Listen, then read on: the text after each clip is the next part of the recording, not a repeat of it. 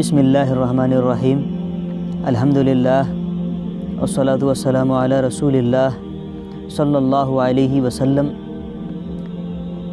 پریم چند صاحب بہت بڑے ادیب گزرے ہیں اور انہوں نے بڑی بہترین قلم پائی تھی۔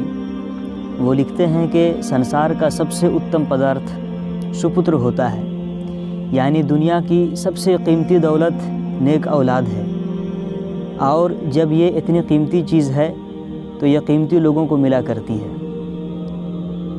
اور اس کے لیے انسان کو پہلے سے بہت تیاریاں کرنی پڑتی ہیں۔ ابھی ہر انسان کی خواہش ہوتی ہے کہ اس کے اولاد نیک ہوں، فرما بردار ہوں، لیکن کیا وہ اس کے لیے تیاری کرتا ہے؟ یہ ذرا آپ سوچئے، ٹھنڈے دل سے سوچئے۔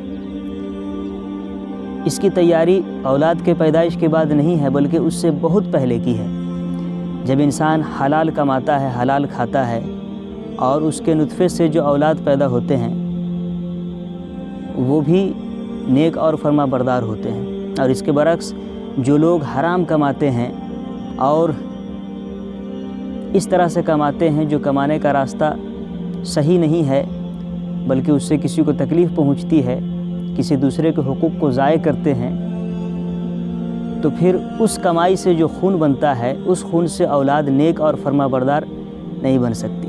اسی طرح سے جب کوئی انسان نکاح کرنے کی خواہش کا اظہار کرتا ہے تو اس کی اولین ترجیح یہ ہوتی ہے کہ اس کی پسند کی لڑکی سے اس کی شادی ہو، لڑکی ایسی ہونی چاہیے، ایسی ہونی چاہیے۔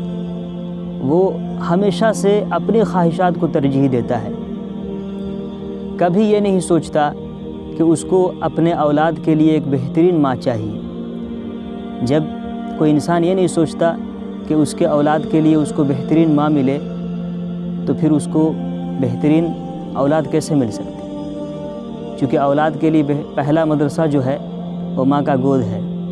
جب انسان حلال کمائے گا، حلال کھائے گا، اس کے نطفے سے جو اولاد پیدا ہوگا وہ بھی فرما بردار اور نیک ہوگا۔ اور اسی طرح سے نکاح کے وقت اگر انسان اپنے خواہشات کو آگے نہ رکھ کے یہ سوچے کہ اس کو اپنے اولاد کے لیے بہترین ماں چاہیے، تو پھر اس کو ایک نہ ایک دن ضرور بہترین اولاد اور نیک اور فرما بردار اولاد ملے گا۔ ابھی لوگ کمانے میں کسی چیز کا کوئی حدود نہیں رکھتے ہیں، بلکہ حرام و حلال ملا کے کماتے کھاتے ہیں، اور اسی طرح شادی کے وقت صرف اور صرف اپنی نفسانی خواہشات کو آگے رکھتے ہیں کہ مجھے یہ لڑکی چاہیے، مجھے یہ لڑکی چاہیے، اپنی پسند کو صرف آگے رکھتے ہیں، بلکہ آنے والی نسلوں کی فکر نہیں کرتے۔ تو ان کو پھر امید نہیں لگانا چاہیے کہ ان کو نیک اور فرما بردار اولاد ملے۔ سمجھ میں آئی بات؟ اگر جو لوگ ہیں جو اس طرح کی چیزوں کو سوچتے ہیں، نفسانی خواہشات کو آگے رکھتے ہیں اور اپنی پسند کو ہمیشہ آگے رکھتے ہیں، تو پھر ان کے اولاد فرما بردار نہیں ہو سکتے، نیک نہیں ہو سکتے۔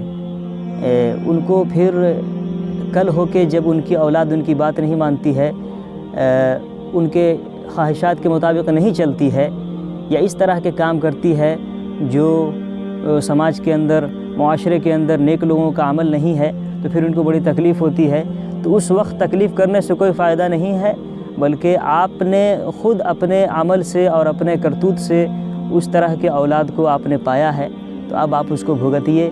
جو لوگ حرام کماتے ہیں اور نکاح کے اصل مقاصد کو بھول کر اپنی نفسانی خواہشات کو آگے رکھتے ہیں، ان کی اولاد بے ادب اور بے احترام نہیں کرنے والی اور بدمعاش قسم کی اور سماج کے اندر فتنہ پھیلانے والی ہوا کرتی ہے۔